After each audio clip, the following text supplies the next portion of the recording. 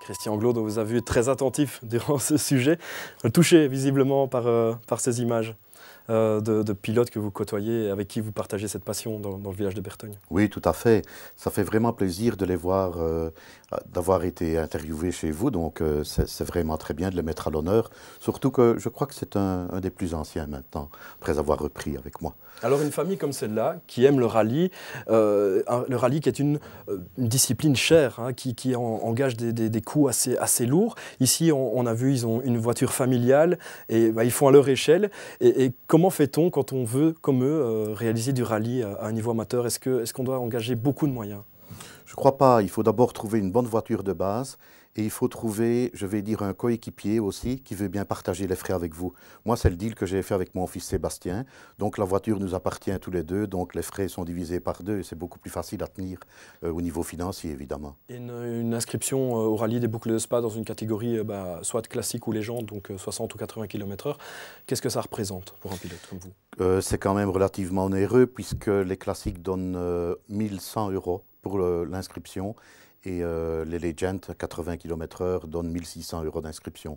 Donc c'est déjà assez important, d'où le fait aussi d'essayer de trouver des sponsors qui sont tout à fait bienvenus dans ces cas de figure-là. On arrive à trouver des sponsors pour rouler ce genre de course? On arrive à en trouver, mais il faut prouver qu'on fait certains résultats pendant l'année, que la voiture est quand même connue, qu'elle passe souvent sur Internet, sur YouTube, etc. Et on y arrive parfois, oui. Internet est un vecteur pour les sponsors qui intéresse maintenant. Oui, oui, tout à fait, absolument. Oui, il y a beaucoup de vidéos. On a vu d'ailleurs des images de votre voiture venaient de YouTube.